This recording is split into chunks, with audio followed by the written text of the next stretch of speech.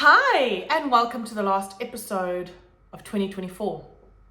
This time, as we head into New Year's Eve, we say goodbye to 24 and we see the new year in together with our family, friends, or even in some cases, ace out, with absolute purpose and pleasure.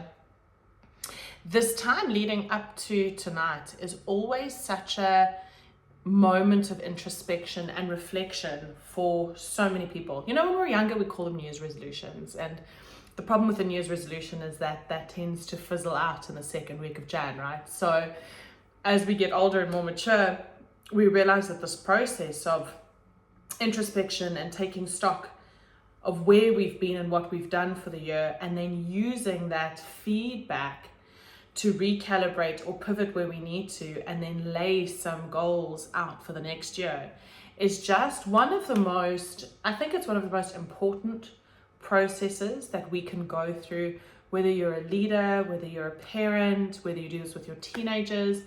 It's just so important to know where you want to go to professionally, as a family, personally, right? In the absence of goals and clearly defined strategies to achieve those goals, we tend to become observers of life, right? And not active participants in creating the life that we know we want. And so I wanted to just share some stuff with you, my framework for goal setting, why that's important, some tools that I use to keep me grounded and grateful when things aren't going great. Because let's face it, the life doesn't care about your plans, right? So as much as we have the goals, life does happen and we have to plot twist, and sometimes we're not feeling strong, and I'll talk about balance and all that kind of stuff. So what I'd like to kick off with is what this framework and these various tools that I'll share with you have helped me achieve this year. 2024 has been like, this is the why you should care, or why you should listen, or why you and your family should do this together. Guys, it's hard to count my blessings in 2024 because there are so many. And I've documented and codified a few of them, and tonight I will go through a process of going through all of those wins and miracles and moments in my life that really brought me joy and that I'm super grateful for, just as a remembrance of all the good things that God's done in my life. But from going on our first mission trip to Mozambique, myself and Lily, that was such a special moment for us, right? I did my first talk as a public speaker that I debuted in March. I was art director on my first film that's being produced by a filmmaker in New York with one of the producers, Chim, that I absolutely adore here locally. I mean, he wrote the script, and it's just, yeah. I've started really developing. I was supporting actress in my first short film. That was really cool. I've always been like a bit of a backup, like, right? An extra, and I was supporting actors with lines, which was so cool. Well, in a film that wasn't produced by Chim. In Chim's films, I've had lead roles, so that was really cool. I've started singing in front of audiences, which is a huge thing for me, and I'm not talking about on the stage in worship, because that's as a BV, I'm hidden. I'm talking about really putting myself out there and soloing it, and that has challenged so much of me, but it's done, right? Professionally, I did a Women's Month campaign with a client of mine and got to interview some of the most powerful and profound female leaders on an international platform. And that just deeply inspired and moved me again. And I didn't put myself in that room, it's just nuts. Well, anyway, and then so working with the public sector on certain initiatives, starting to engage actively in my community alongside some incredible leaders to further deepen the relationship between public and private sectors and work together it has deeply challenged me and exhausted me, and I feel spent. But it has also grown me. And, attending the president's eThekwini working dinner for that feedback session and being in the same room with our president.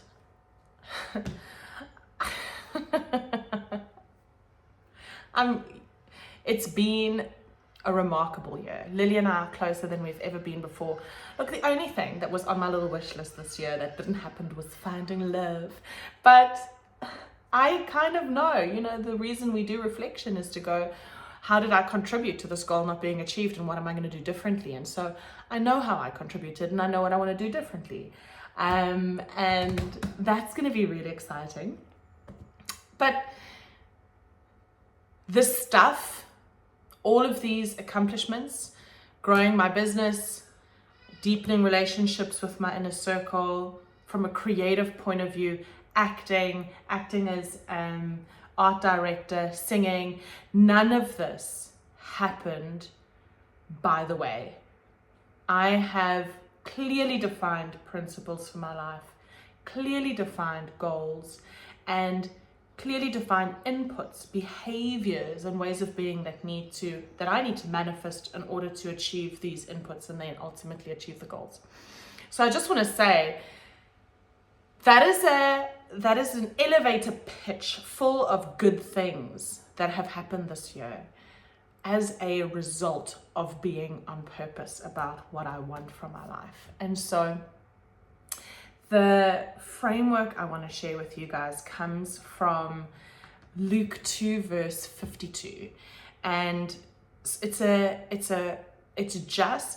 I've adapted it to create a 5-pillar framework. Okay, I've adapted that verse where Luke speaks about Jesus growing in stature, in wisdom, and in his relationship with God and with others, right?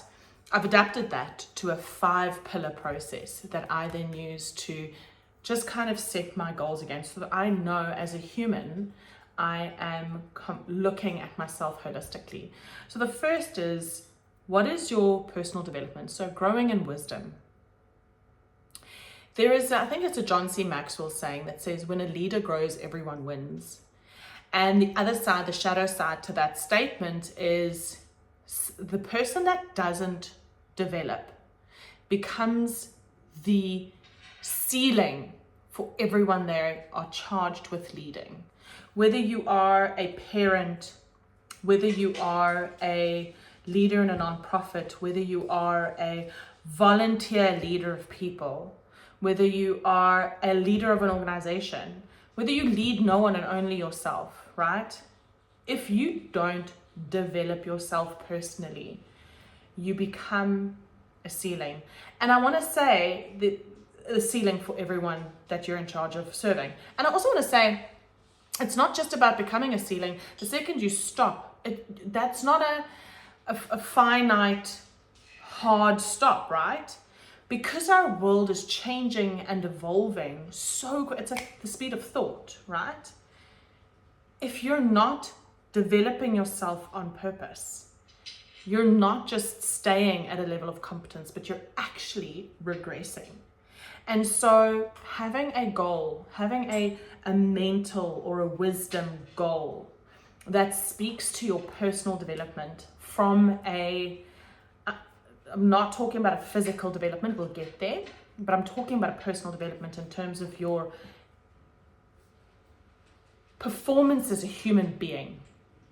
And then add on any category: leader, salesperson, marketing person, AI specialist, whatever. Okay, what is your personal development goal? So goal, step 1, pillar 1 is growing in wisdom. What is your personal development goal for 2025? Mine is to read a book a month.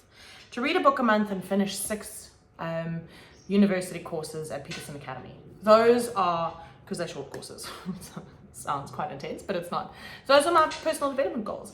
And that's not writing it down on a piece of paper does not a plan make? Can I just qualify?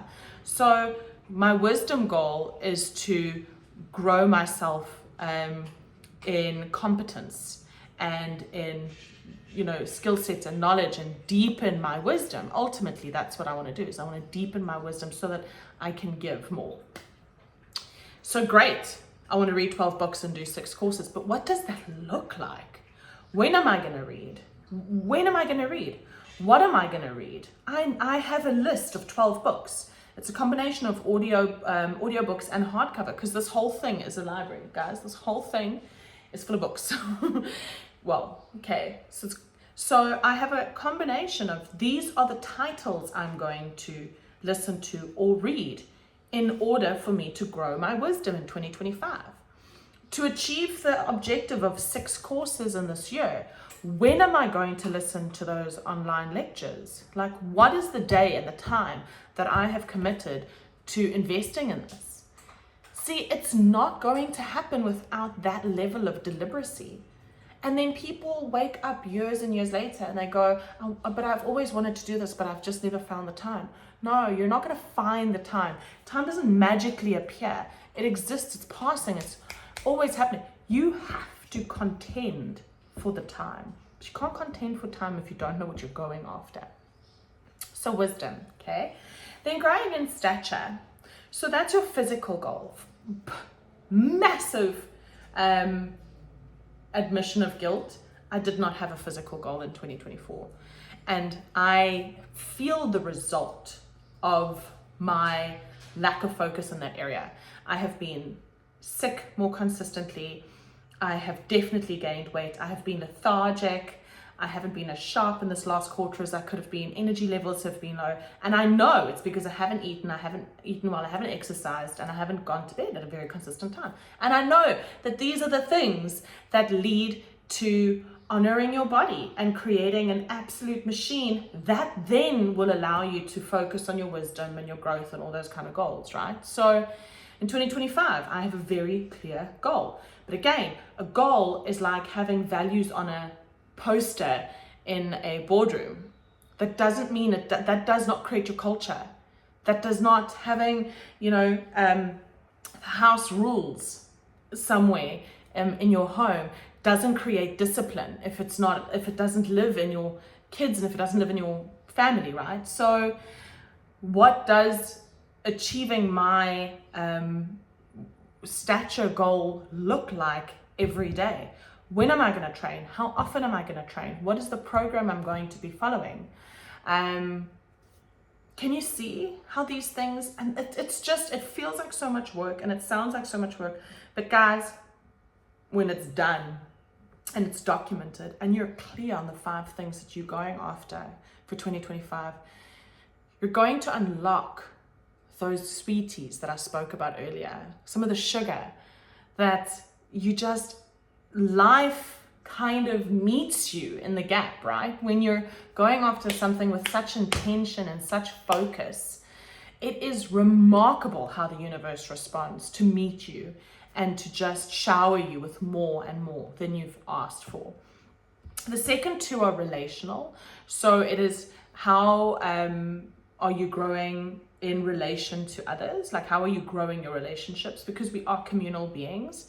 And to think that your marriage is going to be okay just because, or your friendships are going to be okay just because, or your inner circle is going to feel loved, or your network is going to no, none of that stuff happens without purpose, without intention. So who is your inner circle?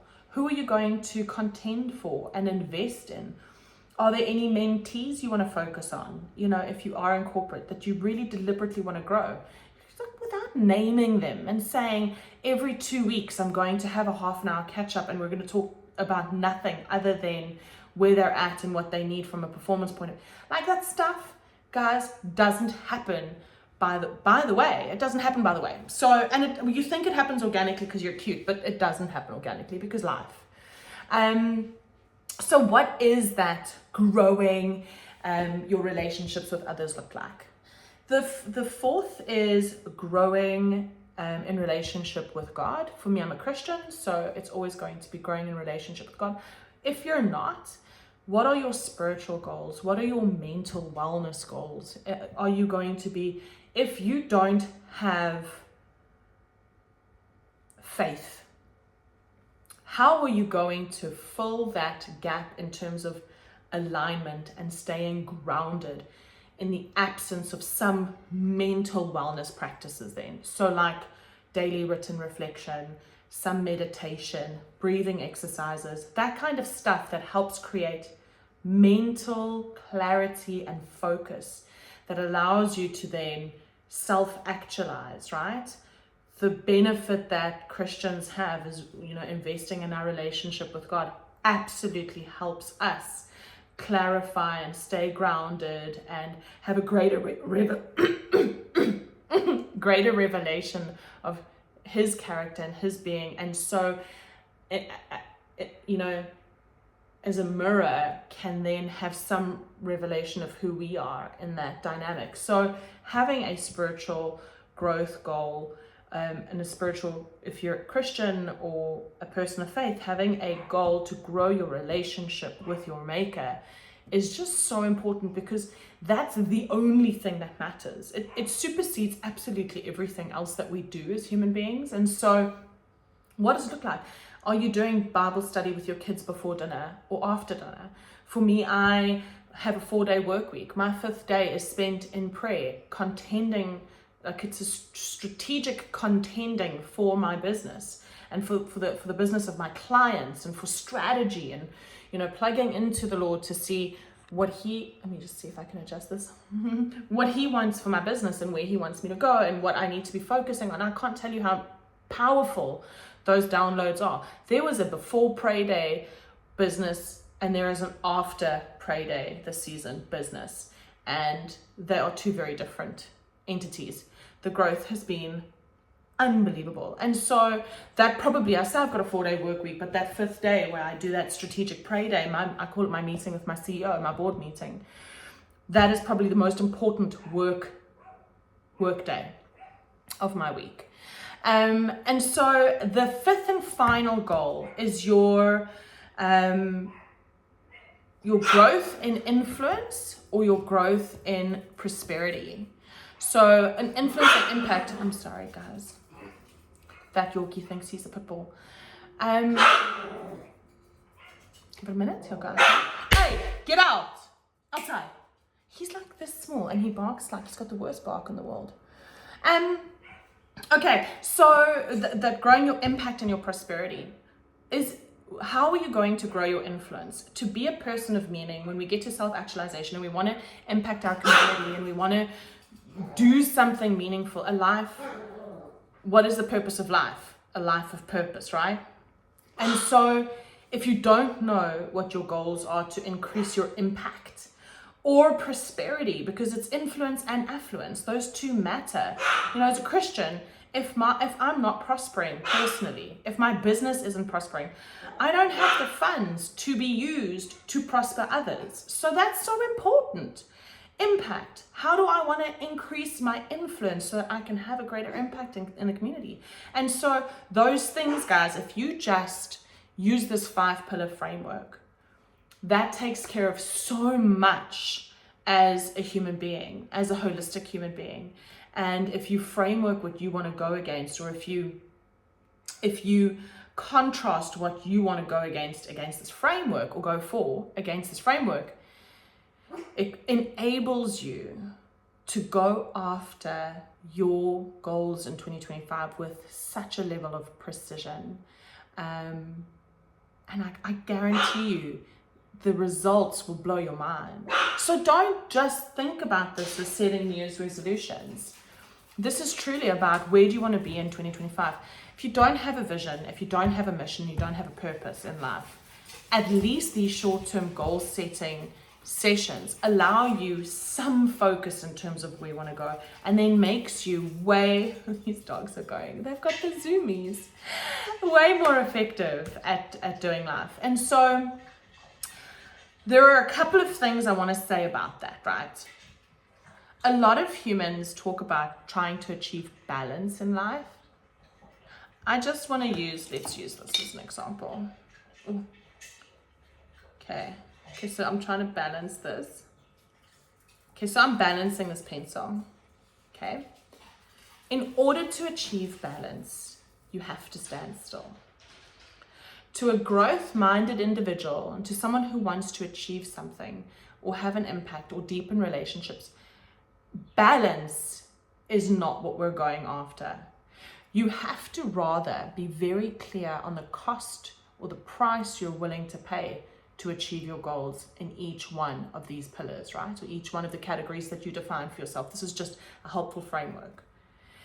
And let me unpack that a bit, right? So we all pay a price for the income we earn. We all pay a price for the relationships we choose to focus on. So if I'm focusing on persons A, B, and C, the price I'm paying is a relational price for person E, F, and G. Like, I know that, but if I'm not clear on the price I'm willing to pay, I don't know how far to go or how deep to go or how much I want to invest in terms of time. I've got to be clear. If I want to invest in my family and I really want a strong family unit, I know that the price I'm going to pay is a relational price with my friends, because you can't go deep with your family when you're not home. So, and the same with work. What is you want to earn a certain amount? Fine. What is the price you're willing to pay to get there? You are going to have to sacrifice time. There's going to be an element of sacrificing some relationship. But if you don't know what price you're willing to pay, you will pay with all of your time. You will pay with all of your relationships. In some cases, your marriages, So just be clear. For each one of the goals you're going after, what is the price you're willing to pay? And then you know what level you can go at and how deep and how fast. And you've got some sort of guardrail that will keep you safe from becoming obsessive or just out of whack. Okay, because balance cannot be achieved. It can't be achieved. Well, it can if you want to go and meditate in the Himalayas and just hum. Okay, which I can't. I'm too restless. Then the final little trick of the Jaxie Pops tray that I want to share with you is get a miracle jar or a gratitude jar, call whatever you want. Gratitude jar, miracle jar, blessing jar. Okay, mine is a vase. And you'll see Lily has her pencil and I have my pencil, and we have our notepad in this vase ready. Okay, they look squished, but it's more. And what this helps you do when we are struggling to stay grateful and positive and engaged and uplifted. It is hard from a place of mental struggle to motivate yourself out of it. Do you know what I mean? It's like I'm in the pit, I'm in the dark. It is hard to see the good when I'm in that place. But if you and your family, or you and your employees, or you and your business become really, really restless about documenting the small wins, the blessings, the unexpected favor that you've seen, the miracles, the things that you're so grateful for. As a mom, some of these blessings in here are just moments of pure intimacy with my daughter. Others are where I've received unwarranted and unmerited favor by God through others. Randomly, out of the blue, I've just been blessed with stuff. It's here. And so, two things happen. I'm consciously looking for blessings in my life to document and celebrate. And when I'm at my worst, I can put this jar down and I can start reading the truth about how I'm favored and how I have so many things to be grateful for. And that small little act can take you out of a huge, deep, dark pit experience. And so tonight, the tradition is on New Year's Eve to sit and go through all of these amazing miracles and amazing blessings and just really revel in the goodness of God, and you'll just have a moment of realizing how favored and blessed and loved I am. And so if you do this with your family or with your teams, guys, this is a game changer in terms of calibrating what you're looking for and what you notice and pay attention to in life.